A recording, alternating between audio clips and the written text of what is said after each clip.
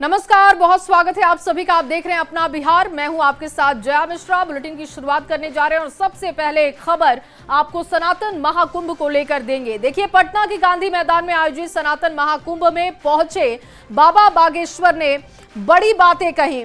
आचार्य पंडित धीरेन्द्र कृष्ण शास्त्री ने एक बार फिर से हिंदू राष्ट्र की हुंकार भरी। सनातन महाकुंभ के मंच से बाबा बागेश्वर ने कहा कि भारत हिंदू राष्ट्र अगर बनेगा तो पहला राज्य बिहार होगा। बाबा बागेश्वर ने अपने अंदाज में अपने समर्थकों को बिहार के पागलों कहकर संबोधित किया। लोगों से हिंदू राष्ट्र के समर्थन में नारे लगवाए।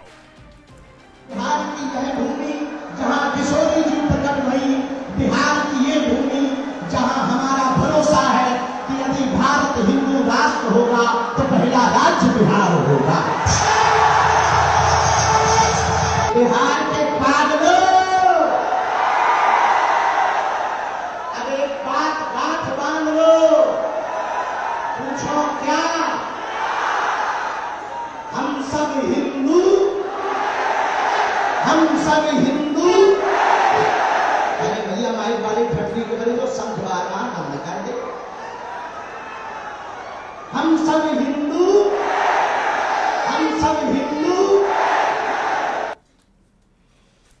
तो बाबा बागेश्वर यही नहीं रुके। देश के कई राज्यों में जारी भाषा विवाद और क्षेत्रवाद पर लोगों से अपील की कि हिंदुओं को कटने नहीं देना है, बंटने नहीं देना है, जात पात में बंटने नहीं देना है।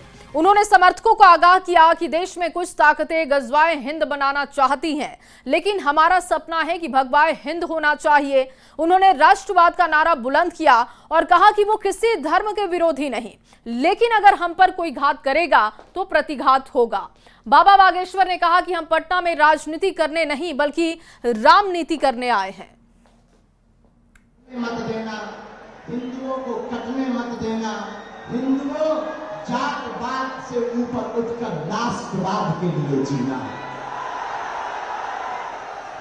यदि राष्ट्रवाद के लिए नहीं जियोगे तो इस देश को बहुत सी ताकतें गजवाए हिंद बनाना चाहती हैं और बिहार के पागलों, हमारा एक ही सपना है, भगवाए हिंद होना चाहिए। अगर हुआ मेरे धर्म पर घात तो मैं प्रतिघात करूंगा, क्योंकि मैं हिंदू हूं, सिर्फ हिंदुत्व की बात करूंगा। एक बात और सुनो बिहार वालों, हम किसी मजहब के विरोधी नहीं हैं। न हमें मुसलमानों से दिक्कत है, न हमें ईसाइयों से दिक्कत है। हमें तो हिंदुओं में रहने वाले उन हिंदुओं से दिक्कत है जो जातियों के नाम पर हिंदुओं को लड़ाते हैं। अरे जब हम सब हिंदू एक हैं, एक बात बताओ, एक पिता के 4 बेटे हैं तो क्या किसी पिता को एक बेटा प्रिय, एक बेटा अप्रिय होगा? बोलो बोलो बोलो। चारों समान होंगे कि नहीं? चारों प्रिय होंगे कि नहीं? हम सब हिंदू हैं, हम सब समान हैं, हम सब आपस में लड़े ना भैया। हम राजनीति के चक्कर में नहीं आए, हम पटना में रामनीति के चक्कर में आए हैं। पटना के गांधी मैदान में सनातन महाकुंभ में बाबा बागेश्वर समेत कई साधु संतों ने हिस्सा लिया। इस मौके पर बाबा बागेश्वर को देखने हजारों लोग गांधी मैदान में पहुंचे। पंडित धीरेन्द्र कृष्ण शास्त्री ने भी सबका अभिवादन किया। उन्होंने कहा कि मैं पटना आना चाहता था और इसीलिए आया भी। पिछली बार सुरक्षा कारणों की वजह से मुझे रोका गया था, लेकिन इस बार मैं आ गया हूं। उन्होंने मंच से घोषणा भी की कि भारत हिंदू राष्ट्र बिहार से ही बनेगा। ज्यादा जानकारी इस पर न्यूज 18 संवाददाता विनीता मिश्रा देंगे। आपको उनकी रिपोर्ट दिखाते हैं। बाबा बागेश्वर यानी पंडित धीरेन्द्र कृष्ण शास्त्री जी महाराज यहाँ मंच पर विराजमान हैं। हनुमत संवाद यहाँ पर वो कर रहे हैं और यहाँ देख सकते हैं उनको देखने के लिए हजारों लोग गांधी मैदान में नजर आ रहे हैं। चारों तरफ सिर्फ और सिर्फ बाबा बागेश्वर के चाहने वाले यहाँ मौजूद हैं। हालांकि बाबा बागेश्वर समेत कई साधु संत इस मंच पर एक साथ विराजमान हैं। पुंडरीक महाराज हो या फिर जगत गुरु राम भद्राचार्य जी महाराज, बिहार के गवर्नर और बिहार के दोनों डिप्टी सीएम भी मंच पर एक साथ विराजमान हैं। और इतनी गर्मी में भी बाबा बागेश्वर को चाहने वाले, उन्हें देखने वाले पटना के गांधी मैदान में पहुंचे हुए हैं। और यहाँ देख सकते हैं सनातन महाकुंभ भगवान परशुराम के जन्मोत्सव के समापन के अवसर पर सनातन महाकुंभ का आयोजन किया गया और उसके मद्देनजर यहाँ साधु संतों की जो टोली है वो पटना के गांधी मैदान में ज्ञान की गंगा बहा रही है और इस महाकुंभ में शामिल होने हजारों लोग पटना के गांधी मैदान में पहुंच चुके हैं। गर्मी बहुत ज्यादा है, बावजूद इसके लोगों की भीड़ जो है वो लगातार बढ़ रही है। लोग लगातार यहाँ आ रहे हैं क्योंकि सभी बाबा बागेश्वर को देखना, बाबा बागेश्वर को सुनना और उनका आशीर्वाद चाहते हैं। यही वजह है कि उनके आने के बाद भीड़ और ज्यादा गांधी मैदान में बढ़ने लगी है। कैमरामैन मनीष जुनेजा के साथ विनीता मिश्रा, न्यूज़ 18 पटना। गांधी मैदान में सनातन महाकुंभ में स्वामी रामभद्राचार्य ने बड़ा बयान दिया। रामभद्राचार्य ने कहा कि हिंदू विरोधी को देश में राज नहीं करने देंगे, भारत में वही राज करेगा जो वंदे मातरम कहेगा। वही भारत में राज करेगा जो वंदे मातरम कहेगा। जिसको वंदे मातरम कहना है, भारत पर राज्य वही करेगा। अब ये नहीं चलेगा कितना बांटोगे। मेरी भविष्यवाणी है वो स्वयं ही बट जाएगा, स्वयं बट जाएगा। सनातन धर्म को जो काटना चाहेगा स्वयं कट जाएगा। सनातन धर्म को जो छांटना चाहेगा स्वयं छंट जाएगा। और चलिए बात चिराग पासवान की करते हैं। केंद्रीय मंत्री चिराग पासवान ने बिहार विधानसभा चुनाव को लेकर बड़ा ऐलान किया है। ये बड़ी खबर आपके सामने रख रहे हैं। छपरा में 9 संकल्प सभा के मंच से चिराग पासवान ने ऐलान किया कि वो विधानसभा का चुनाव लड़ेंगे। आरा और नालंदा के बाद चिराग पासवान और उनकी पार्टी एलजेपी-आरबी ने छपरा में शक्ति प्रदर्शन किया, जिसकी तस्वीरें आप देख रहे हैं। 9 संकल्प सभा में भारी संख्या में पार्टी के कार्यकर्ता और समर्थक जुटे। इस मौके पर चिराग पासवान ने एक बार फिर से बिहार फर्स्ट और बिहारी फर्स्ट का नारा बुलंद किया। कि क्या चिराग पासवान विधानसभा का चुनाव लड़ेगा? तो जब ये लोग ये सवाल पूछते हैं कि क्या चिराग पासवान विधानसभा का चुनाव लड़ेगा, तो आज सारण की इस पावन धरती से आप सबके सामने मैं ये कह के जाता हूं कि हाँ, मैं चुनाव लड़ूंगा। और वहीं जन सुराज के संयोजक प्रशांत किशोर ने बीजेपी प्रदेश अध्यक्ष दिलीप जायसवाल पर गंभीर आरोप लगाए। उन्होंने कहा कि दिलीप जायसवाल ने गलत तरीके से मेडिकल कॉलेज पर कब्जा किया। दिलीप जायसवाल को लेकर ये बेहद गंभीर आरोप लगाए गए हैं। प्रशांत किशोर की तरफ से गलत तरीके से डायरेक्टर बनने का भी आरोप लगाया। दिलीप जायसवाल के सिख अल्पसंख्यक college, MGM medical college, Kishanganj के डायरेक्टर बनने पर भी सवाल प्रशांत ने उठाए हैं। उन्होंने कहा कि जिस कॉलेज में वो क्लर्क थे उसी कॉलेज में गलत तरीके से वो डायरेक्टर बन गए। प्रशांत किशोर ने कहा कि 50 से ज्यादा नेताओं के बेटे बेटियों ने उनके कॉलेज में ही पढ़ाई करके डॉक्टर बने। लालू प्रसाद के परिवार की भी बात की और कहा कि लालू प्रसाद के परिवार के कुछ लोग भी इसी मेडिकल कॉलेज से पढ़ाई कर डॉक्टर बने हैं और इसीलिए वो चुप हैं। 25 साल से ये चीज चल रहा है, आज तक न किसी ने आवाज उठाई, न उन पर कोई कार्रवाई हुई, न उस आदमी को कोई डर है, बल्कि वो आदमी क्लर्क से बढ़ते बढ़ते अब भाजपा का यहाँ का अध्यक्ष बन गया। ये कैसे संभव है? ऐसा नहीं है कि बीच में मामला उठा नहीं है। एक व्यक्ति राजेश शाह की इसमें संदिग्ध हत्या भी हुई है, उस पर केस भी हुआ है। उस परिवार के लोग मुख्यमंत्री के दरबार में नीतीश कुमार से आकर मिले हैं। नीतीश कुमार ने आज उस पर जांच की बात कही है और जिस एसपी ने साहब को, ये दिलीप जायसवाल को क्लीन चिट दिया है, अपेरेंटली उन्हीं की पत्नी के बारे में कहा जा रहा है कि उसको मेडिकल कॉलेज में एडमिशन देकर उनको एमबीबीएस कराया गया। तो ये जो पूरा मॉडल है कि इस कॉलेज का इस्तेमाल राजनीतिक लाभ और पैट्रोनेज के लिए खुलेआम 25 साल से किया जा रहा है। अब एक आंकड़ा सुनिए, 50 से ज्यादा पॉलिटिकल लोगों के परिवार के लोग, एक तो नहीं 50 से ज्यादा अलग अलग पॉलिटिकल परिवार के लोग उनके बच्चे, उनके परिवार के सदस्य बिना किसी एडमिशन टेस्ट के मैनेजमेंट कोटा से इस कॉलेज में उन्होंने एडमिशन लिया, वहां से मेडिकल की उनको डिग्री मिल गई और वो सब दिलीप जायसवाल को बचाने और मदद करने में लगे रहे। जब भी पिछले 25 वर्ष में दिलीप जायसवाल को कोई परेशानी हुई, जिससे भी परेशानी हुई, उस व्यक्ति को, वो चाहे राजनीतिक नेता था या पत्रकार था, पुलिस वाला था, जुडिशरी का था, या तो उसको पैसे और बल से दबाया गया, अगर नहीं हुआ तो उसके परिवार में किसी आदमी को मेडिकल में सीट देकर इस आदमी ने मैनेज किया। और देखिए, इस आरोप के बाद सियासत गर्मा गई है। जेडीयू ने दिलीप जायसवाल का बचाव किया तो वहीं आरजेडी ने पीके के आरोप के बहाने बीजेपी को घेरा है।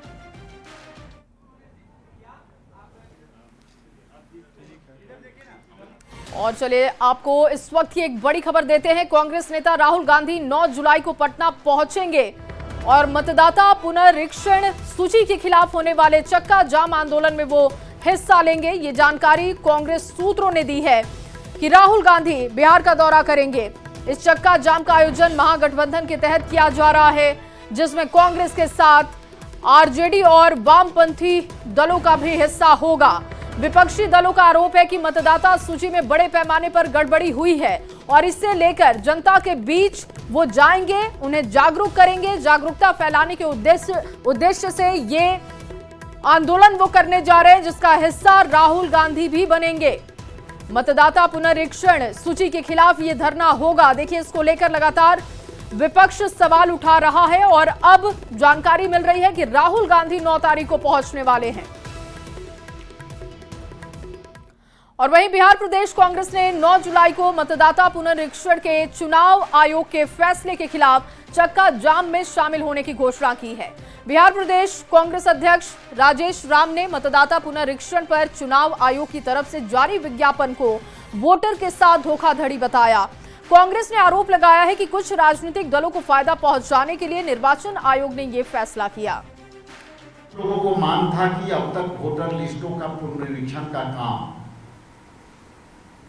आप पुनरीक्षण का काम कर रहे हैं और 11 दस्तावेज जो मांग रहे हैं, बिहार के जनता के साथ धोखा है, अन्याय है, षड्यंत्र है। और इसी षड्यंत्र को हम लोग उजागर करने के लिए इलेक्शन कमीशन से लगातार मांग कर रहे थे। प्रक्रिया आपने शिथिल किया, लेकिन सारा अधिकार ईआरओ को आपने दे दिया और आपने कहा है कि आप इसको विवेक से निर्णय ले सकते हैं। हमारी विरोध इस बात से, बहुत जोरों से चक्का जाम करेंगे, धीरे से नहीं, एकदम जोर से। और हम लोग चक्का जाम करेंगे, उसमें यदि सफलता मिली तो उससे बड़ी भी आंदोलन करेंगे। बात करेंगे पटना के हाई प्रोफाइल गोपाल खेमका हत्याकांड की। पटना का हाई प्रोफाइल गोपाल खेमका हत्याकांड में कई घंटे के बाद भी पुलिस के हाथ अब तक खाली हैं। जमीन बेटा हत्याकांड, जेल कनेक्शन समेत कई बिंदुओं पर पुलिस की छानबीन हो रही है। तकनीकी और वैज्ञानिक साक्ष्य के विश्लेषण और जांच के आधार पर पुलिस ने कई महत्वपूर्ण सुराग मिलने का दावा किया। शूटर का आखिरी लोकेशन हाजीपुर बताया गया। पटना पुलिस के एसआईटी ने हाजीपुर थाने से गोपाल खेमका के बेटे की हत्या को लेकर कई अहम जानकारी हासिल की है। हत्याकांड के तार पटना के बेऊर जेल से जुड़ने के बाद कुख्यात अपराधी अजय वर्मा से भी पुलिस ने पूछताछ की। पटना के गांधी मैदान थाने में गोपाल खेमका के डॉक्टर बेटे के बयान के आधार पर अज्ञात लोगों के खिलाफ मुकदमा दर्ज हुआ है। आपको बता दें कि गोपाल खेमका का आज अंतिम संस्कार होगा। बेटी के लंदन से लौटने के बाद गुलाबी घाट पर अंतिम संस्कार होगा। और पटना के high profile Gopal Khemka murder case मामले में पटना पुलिस ने अपनी जांच और कार्रवाई दोनों ही तेज कर दी है। इस पूरे मामले में बिहार एसटीएफ और पटना पुलिस के एसआईटी ने शनिवार की रात भर छापेमारी की, कई लोगों को हिरासत में लिया। इस बात की जानकारी पटना के आईजी जितेंद्र राणा ने दी है।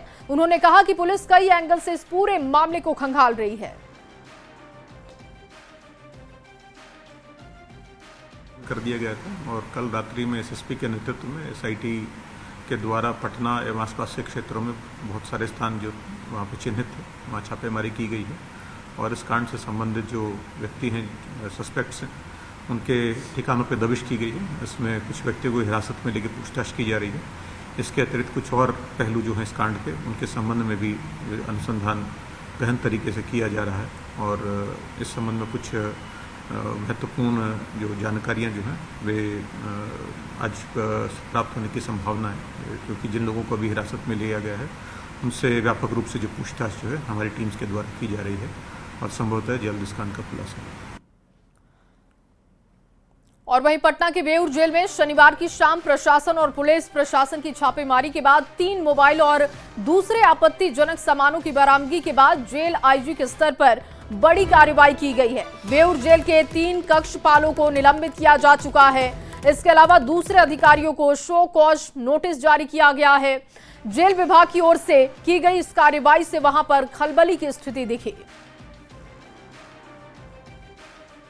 मर्डर केस में पटना पुलिस एडमिनिस्ट्रेशन और डिस्ट्रिक्ट एडमिनिस्ट्रेशन ने मिले क्लू के आधार पर पटना के इसी बेऊर जेल में छापेमारी की थी और इस छापेमारी में 3 मोबाइल के अलावा कई आपत्तिजनक सामान मिले थे और इस पूरे मामले में एक नई जानकारी सामने आई है। जेल आईजी के निर्देश पर इस मामले में कार्रवाई की गई है और 3 कक्षपालों को निलंबित कर दिया गया है।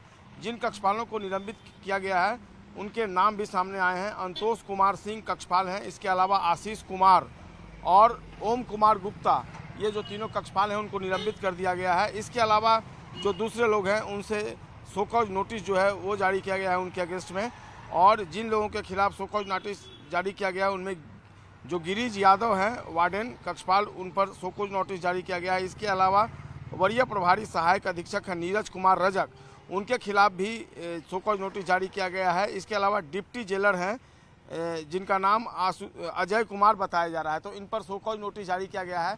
तो जाहिर सी बात है जेल आईजी ने इस पूरे मामले को गंभीरता से लिया है और पटना के कमिश्नर के रिकमेंडेशन के बाद ये कार्रवाई की गई है। निश्चित तौर पर एक सबक भी है और जेल आईजी ने साफ तौर पर यह कह दिया है कि जेल के अंदर अगर आपत्तिजनक सामान मिलता है तो किसी भी जेल कर्मी को बख्शा नहीं जाएगा। तो ये बड़ी कार्रवाई 3 कक्षपाल को निलंबित किया गया है। इसके अलावा जो डिप्टी जेलर हैं और जो दूसरे जेल सहायक अधीक्षक हैं उनके खिलाफ शोकॉज नोटिस जारी किया गया। देखना होगा आगे जब जाँच में बात आगे बढ़ती है तो किस तरह और कार्रवाई होती है, लेकिन एक इस कार्रवाई ने साबित कर दिया है कि जेल आईजी हो या जेल महकमा वो इस तरह की जो लापरवाही है उसको बर्दाश्त नहीं करें। कहीं ना कहीं कॉन्नाइवेंस की बू आती है क्योंकि बगैर मिली भगत के जेल के अंदर मोबाइल और दूसरे आपत्तिजनक सामान जो मिले हैं उनका पहुंचना संभव नहीं है।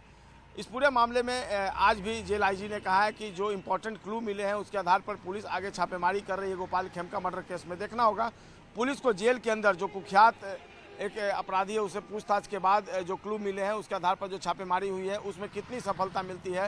लेकिन फिलहाल इस पूरे मामले में पटना पुलिस के लिए चुनौती अब भी बनी हुई है। कैमरा पर्सन दीपक कुमार के साथ संजय कुमार, न्यूज़ 18 पटना। और वहीं डिप्टी सीएम सम्राट चौधरी गोपाल खेमका के घर पहुंचे, उनके परिजनों से मुलाकात उन्होंने की। इस दौरान सम्राट चौधरी ने कहा कि अपराध करने वाले और आपराधिक षड्यंत्र रचने वालों के खिलाफ पुलिस बड़ी कार्रवाई करेगी, दोषियों को पाताल से भी ढूंढ निकालेगी। बिहार में इस तरह की घटना ना हो इसके लिए बिहार पुलिस पूरी तरीके से तत्पर है। सीएम के निर्देश पर गठित एसआईटी पूरे मामले की जांच कर रही है।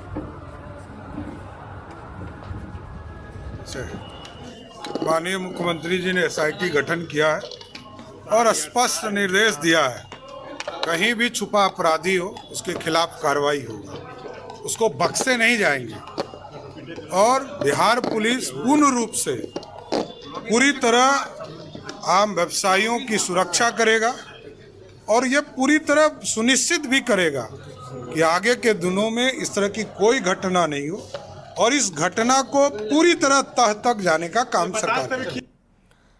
और चलिए इसी खबर के साथ अपना बिहार में बस इतना ही। आप बने रहिए न्यूज़ 18 बिहार झारखंड के साथ।